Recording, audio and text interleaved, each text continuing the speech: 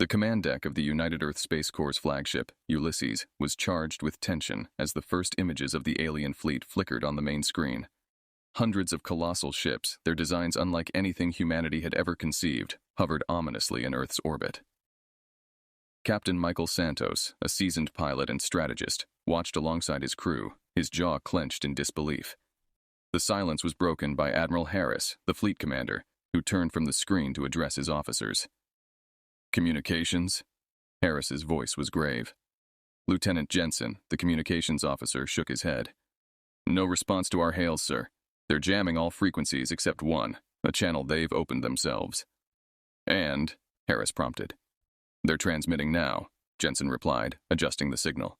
The bridge speakers crackled to life, and a deep, resonant voice filled the room, speaking in perfect English. "I am Emperor Zelnar of the Galactic Empire. Your system is now under our control. Surrender and offer tribute, or face annihilation." Michael exchanged a look with his co-pilot and best friend, Lieutenant Commander Rico Martinez. "They're not even trying to negotiate," Rico muttered. "No," Michael replied, his gaze fixed on the screen. "It's an ultimatum." Admiral Harris straightened up. "Options?" Michael stepped forward. "Sir, we might consider evacuating civilian populations. We need more time to assess their capabilities, and perhaps find a weakness." Harris nodded thoughtfully, but before he could respond, another officer interrupted. "Sir, Mars Colony isn't responding. It looks like they've already struck there." The room fell silent, the gravity of their situation settling like a weight on everyone's shoulders. Harris's face hardened. "Prepare all fleets for defensive maneuvers. I want non-combatants out of major cities and into shelters. We need to protect our people." Rico leaned close to Michael. "This isn't just a show of force, Mike. They're making an example out of us." Michael's eyes darkened with determination. "Then let's not make it easy for them." He turned back to Harris. "Admiral, give me a ship. I'll take a team to probe their flank, see if we can't learn something about their technology." Harris regarded him for a moment, then nodded. "Take the Hawking. Be careful, Captain." As Michael and Rico headed to the Hawking, a sleek, fast reconnaissance vessel, they were joined by Dr. Lena Kovic, a civilian scientist who had been advising the military on potential alien technologies. "Count me in," Lena said, her expression serious. "If we're going to stand any chance, we'll need to understand their tech. I can help." Rico grinned despite the circumstances. "Welcome aboard, Doc. Let's hope you're as quick with alien tech as you are with human tech." Boarding the Hawking, Michael felt the familiar thrill of a challenge, though this was unlike any they had faced before.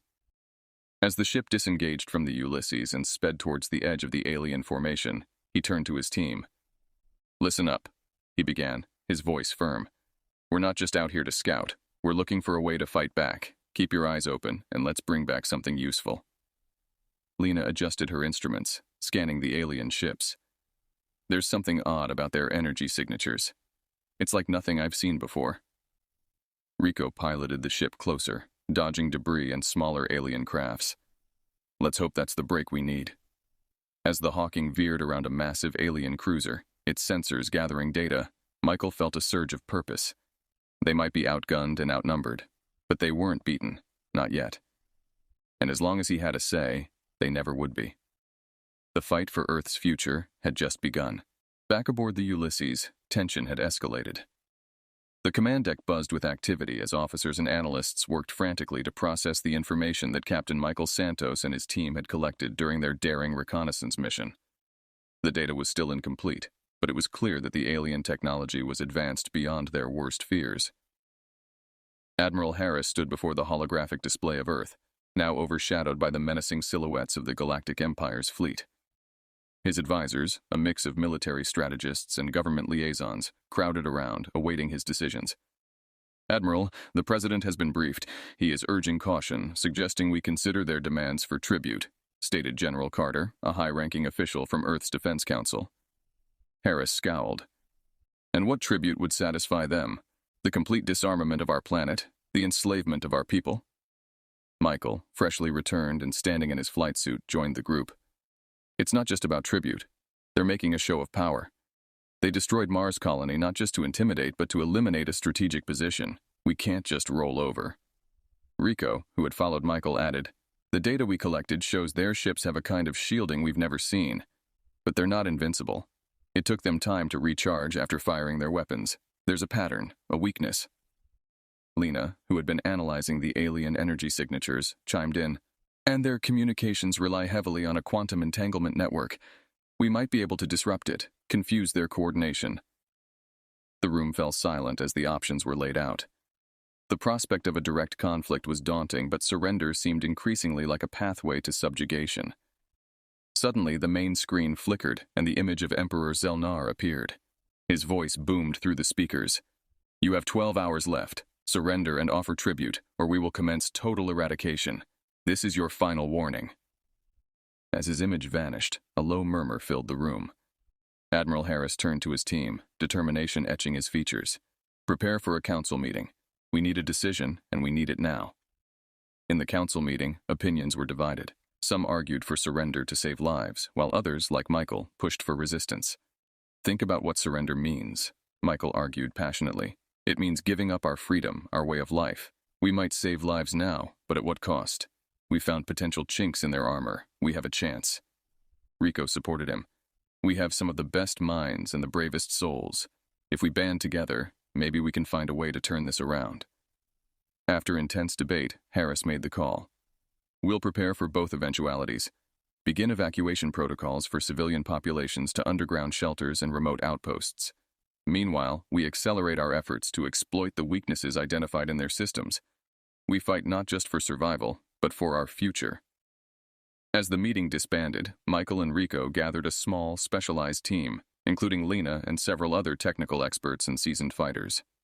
Their mission was clear: disrupt the alien communication network and buy Earth the time it needed to mount a credible defense. Michael's team prepares to depart on their critical mission, the weight of humanity's hopes resting on their shoulders. They understood the stakes. This was more than just a battle. It was a fight for the very soul of humanity. The clock was ticking as Michael Santos and his team hurriedly prepared for their mission. Around them, the atmosphere at the Earth Defense Headquarters was chaotic yet purposeful, as military and civilian personnel worked to implement Admiral Harris's dual directives: prepare for war and initiate mass evacuations. Michael stood by the Hawking, now loaded with upgraded equipment designed to disrupt alien communications. Rico Martinez, always calm under pressure, checked their armaments and supplies.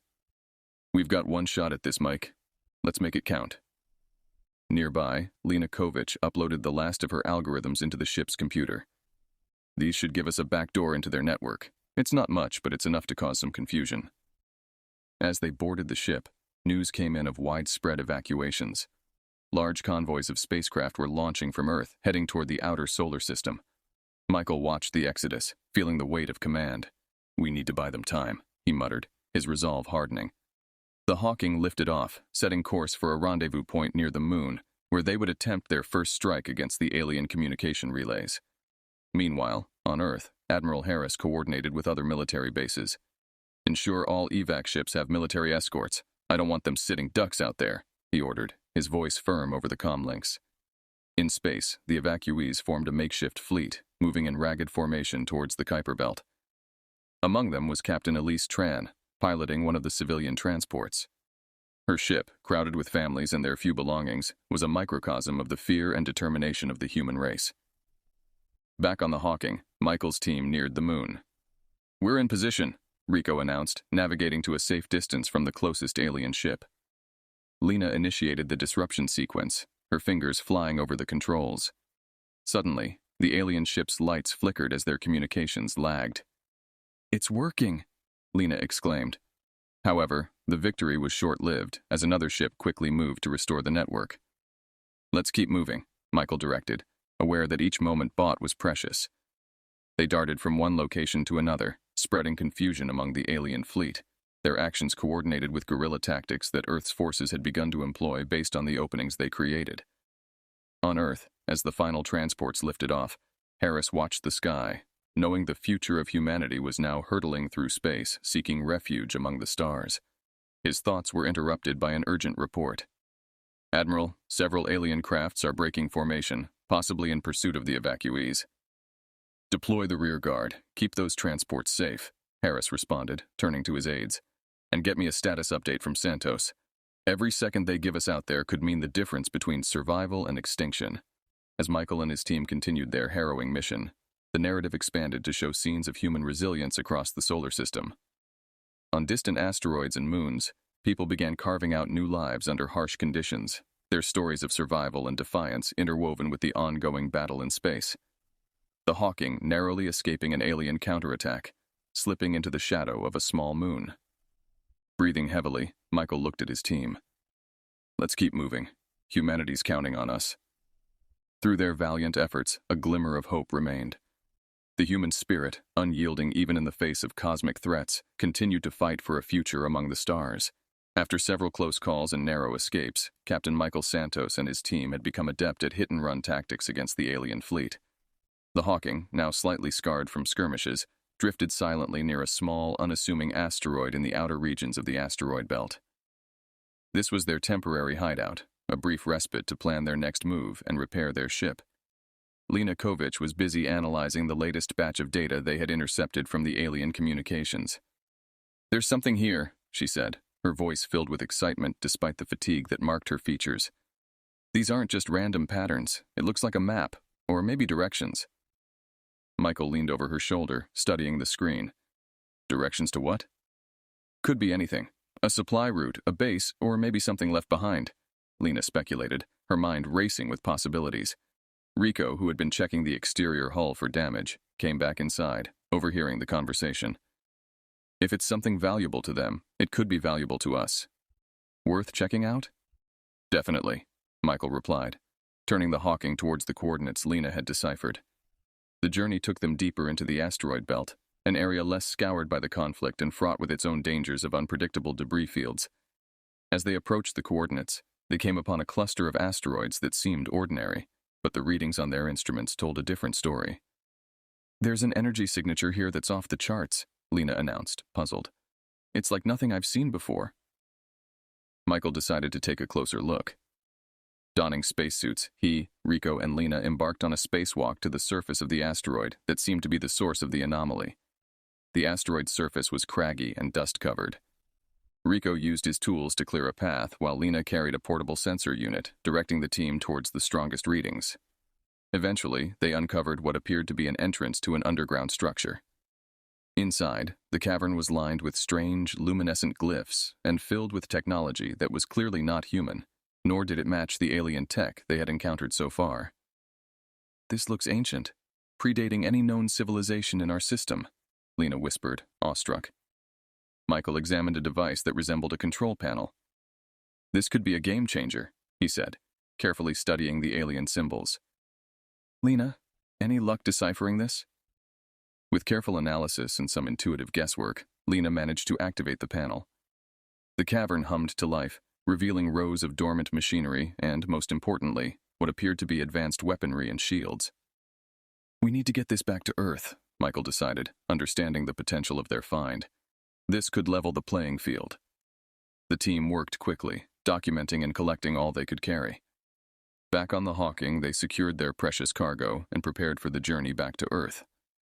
As they traveled back, the significance of their discovery weighed heavily on them.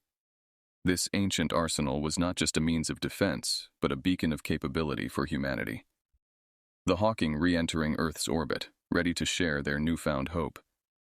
Michael, looking at the Earth illuminated by the sun, felt a rare moment of peace amidst the chaos. Their discovery wasn't just a weapon, it was a testament to the unknown history of the cosmos, and perhaps a key to their survival. With the discovery of the ancient weaponry, Captain Michael Santos and his team returned to Earth, bringing not only hope, but also tangible assets to aid in the resistance against the alien invaders. The technology was quickly integrated into Earth's defenses, giving the beleaguered planet a fighting chance. In the underground command center, Admiral Harris oversaw the retrofitting of Earth's fleet with the newly acquired technology. "These energy shields and weapons are a game-changer," he declared, observing the upgraded ships through the control room's panoramic screens. Michael, standing beside Rico and Lena, watched as engineers fitted the last of the ships with the ancient devices. "We need to test these in the field," he suggested. "See how they hold up against the aliens." "Agreed," Harris responded. "Santos, take your team and lead the first strike. Target their scouting parties on the outer rim of their formation." As the Hawking, now enhanced with ancient energy shields and weaponry, lifted off, The mood among the crew was cautiously optimistic. They understood the importance of this mission, not just to test the new technology, but to strike a significant blow and boost morale across Earth's forces. Approaching the alien perimeter, Michael coordinated with other squadrons. All units, this is Santos. Engage at will, but keep it tight. Let's see what these new toys can do. The first skirmish was intense. Alien scouts, surprised by the sudden and organized attack, scrambled to respond. The upgraded human ships moved with precision, their new weapons cutting through the enemy shields with unexpected ease. Rico, piloting the Hawking, maneuvered them into position to take down a particularly large alien scout. "Here goes nothing," he muttered, firing a volley of the ancient energy weapons. The alien ship's shields flickered and failed under the onslaught, and it exploded in a brilliant flash of light. Cheers erupted over the comms as other squadrons reported similar successes. Lena monitored the energy signatures and shield integrity, her eyes wide with excitement. "It's working. The weapons and shields are holding up." Michael relayed their progress to Harris. "Admiral, the new tech is effective. We're pushing them back." "Excellent work, Santos. Keep up the pressure. Every victory here sends a message," Harris replied, his voice a mix of relief and resolve. The skirmishes continued, becoming more daring as Earth's forces grew accustomed to their newfound capabilities. Each encounter provided valuable data, which Lena used to fine-tune the systems further. However, the success of the human forces did not go unnoticed. Emperor Zelnar, observing the losses from his command ship, issued new orders. His ships regrouped, forming a tighter defense around their primary fleet, and began deploying heavier crafts more suited for sustained combat. Michael, aware of the escalating response, called for a strategic retreat. "We've done what we came to do. Let's not push our luck. Head back to base." As the human squadrons withdrew, the alien forces pursued, but were unable to catch the swift human ships. Back at the command center, Harris greeted them with firm approval. "Well done. You've given us more than just a fighting chance. You've shown them we're not going to lie down." Michael and his team reviewing the battle footage, analyzing the alien tactics, and preparing for the inevitable counterattack. The mood was one of grim determination. Each victory brought them closer to survival. But they knew the war was far from over. Following their successful skirmishes, humanity's morale had soared. With new hope infused by the ancient technology, Earth's forces were now organizing a larger, more strategic operation. In the underground command center, Captain Michael Santos met with Admiral Harris and other key military leaders to discuss the next phase of their resistance. "Thanks to our recent engagements, we've managed to capture some critical intel," Michael began, displaying a map of the galaxy on the main screen. "Here," he pointed at a highlighted region, "is a major supply route used by the alien fleet. If we can cut them off here, we could significantly weaken their operational capabilities." Admiral Harris nodded thoughtfully. "A blockade could force them into a resource shortage, limiting their advances. It's risky, but it's the kind of move that could shift the balance in our favor." Rico Martinez, now a tactical advisor, chimed in, "We've noticed that their ships have slower response times after deploying their heavy artillery. If we hit them fast and pull back quickly, we can do serious damage without significant losses." Lena Kovic, who had been further analyzing the ancient technology, added, "I've made some adjustments to the energy weapons, increasing their efficiency. We can hit harder without depleting our resources as quickly." With the plan set, Michael led a fleet of upgraded ships toward the alien supply route. The operation was meticulously timed, relying on the precise execution of every unit involved. As they neared the target, the tension among the crew was palpable. "Positions, everyone, let's make this count," Michael ordered, his eyes fixed on the forward monitors. The fleet remained cloaked, slipping past the alien patrols undetected until they reached the critical points. The strike was sudden and devastating. Human ships emerged from stealth, unleashing a barrage of energy fire on the unsuspecting alien convoys. Explosions lit up the void as supply ships and their escorts were caught off guard. "Keep the line tight. Focus fire on their command ships," Michael directed, maneuvering the Hawking through the chaos. The human ships darted through the alien formations, their ancient shields holding against return fire. The operation continued with precision, and soon the alien supply line was in disarray. However, as they prepared to withdraw, a massive alien dreadnought emerged from hyperspace, its guns blazing. "This is new," Rico noted, his voice tense. "Looks like they're getting desperate." Michael assessed the situation. "All units, focus on that dreadnought. If we take it down, it'll break their morale here." With coordinated effort, the human fleet concentrated their fire on the dreadnought. Lena's adjustments to the weapons paid off as their firepower pierced through the ship's defenses. With a final, concerted volley, the dreadnought ruptured spectacularly, its debris scattering across space. Cheers broke out among the human fleet as they witnessed the destruction of the alien flagship. "Pull back now," Michael commanded, knowing they needed to retreat before the aliens could regroup. As they returned to Earth, the victory was celebrated not just in the command center, but globally. The successful disruption of the alien supply route marked a significant turning point in the war. Humanity was no longer just defending. They were now a formidable force in the galaxy. Admiral Harris congratulated Michael and his team. "This was a decisive blow. You've all done an extraordinary job today. Let's use this momentum and keep pushing forward." Michael, reflecting on their achievements. The odds were still daunting, but for the first time, victory seemed within reach. He knew the war was far from over, but today they had changed the course of the conflict, proving that humanity would not go quietly into the night. With the alien supply lines crippled and their command structure thrown into disarray by the loss of their dreadnought, the human forces sensed a turning point in the war. Captain Michael Santos and his team were at the heart of planning the final, decisive strike against the alien fleet. The target was clear: Emperor Selnar's flagship, the core of the alien command. Admiral Harris briefed the assembly of unit commanders in the underground command center. "This is our moment. We take out the Emperor's flagship, and we cripple their ability to wage war. It's all or nothing." Michael stood beside Rico Martinez and Lena Kovic, reviewing the tactical holograms. "We have one shot at this," he said. "We need a perfect execution from every ship, every pilot." Lena added, "I've installed a failsafe in the energy weapons. Even if I can't join the assault, they'll perform at maximum capacity." Her commitment to their cause was evident, though the strain of continuous battle was visible on her features. Rico clapped a hand on Michael's shoulder. "Let's end this, brother. For Earth." The battle plan was complex, involving multiple fleets and decoy operations to draw the alien forces away from the flagship. Michael would lead the primary strike team, which included the most advanced human ships, all retrofitted with the ancient weapons and shields. As the human fleets moved into position, the vastness of space was alive with the hum of engines and the silent flicker of maneuvering thrusters. Michael, aboard the Hawking, took a deep breath as they approached the alien armada.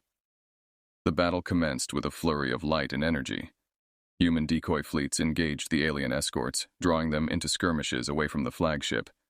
Michael's team, cloaked and silent, slipped through the chaos towards their target. "Here we go," Rico said as they decloaked, unleashing a torrent of energy blasts at the flagship. The alien ship, caught off guard, scrambled its defenses, but the initial volley had done its job, breaking through the outer shields. The flagship retaliated with heavy fire, rocking the Hawking.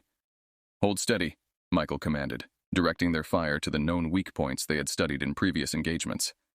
Around them, the rest of the strike team followed suit, a coordinated dance of destruction and evasion. Amidst the barrage, Lena's voice crackled over the comm. "Energy levels are holding. Keep the pressure up." The turning point came when a critical hit from an adjacent human ship caused a massive explosion on the flagship's flank. Seizing the opportunity, Michael led a boarding party, launching in a small shuttle under heavy cover fire. The interior of the alien flagship was a labyrinth of corridors and chambers, illuminated by the eerie glow of alien technology. Michael, Rico, and a squad of specially trained soldiers fought their way towards the core of the ship, facing fierce resistance. Reaching the reactor room, they set explosive charges. "This is it," Michael said, looking at his team. "Once these charges go off, it's over. Let's get out of here." They retreated under heavy fire, racing back to their shuttle. As they launched away from the flagship, Michael ordered, "Detonate." The explosion was monumental, a blinding flash followed by a shockwave that rippled through space. The flagship broke apart, its debris scattering like the embers of a doused fire. As the human ships regrouped, the alien armada, now leaderless and in chaos, began to retreat. Cheers erupted across human comms channels as the reality of their victory sank in. Back on Earth, celebrations broke out. Admiral Harris, watching the return of the fleet, felt a mix of relief and pride. "You did it, Santos. You all did it." Michael, Rico, and Lena watching Earth from the viewport of the Hawking. Their faces were weary but satisfied. They had done more than survive. They had triumphed. The war was over, and humanity had secured its place in the galaxy. But the cost was high, and the future was uncertain. For now, though, they allowed themselves a moment to just breathe. As the remnants of the alien fleet disappeared into the depths of space, Earth began the slow process of rebuilding. Captain Michael Santos, now hailed as a hero of the war, stood at the forefront of these efforts. The devastation had been extensive, and the path to recovery would be long, but the spirit of humanity had never been stronger. The underground command center had been converted into a recovery operations hub, where Admiral Harris and leaders from around the globe coordinated relief efforts. Michael was often there, providing insights and guidance, drawn from his experiences during the war. One step at a time, Michael advised a group of leaders, "We've learned that we're capable of great things when we stand together. Let's rebuild with that same unity." Rico Martinez had taken up a position overseeing the reconstruction of the space fleets, ensuring that humanity would never again be caught unprepared. Lena Kovic, whose work with the ancient technology had been crucial in the war, now led a research team dedicated to understanding more about the pre-human artifacts, hoping to unlock further secrets that could benefit all. As Michael walked through the streets of a recovering city on Earth, he saw the signs of renewal. Buildings being erected, gardens planted, and communities coming together.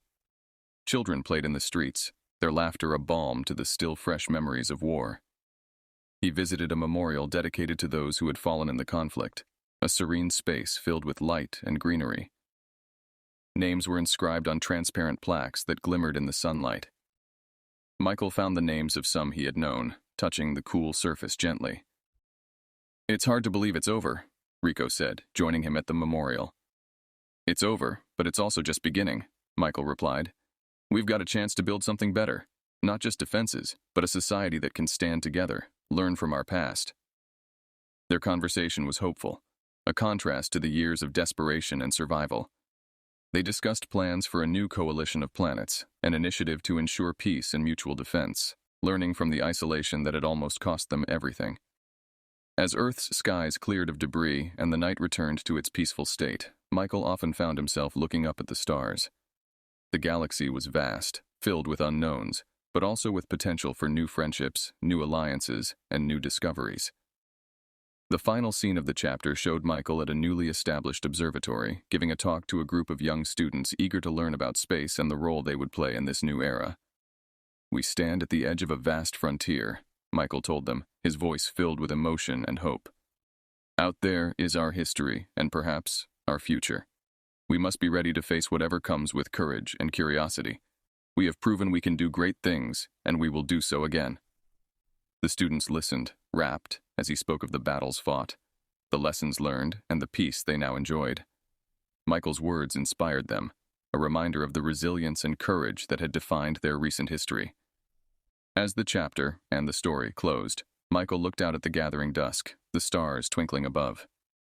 Humanity had not only survived, it had evolved, and though the challenges ahead would be many, they faced them not as scattered and fearful peoples, but as a united and hopeful civilization ready to take their place among the stars.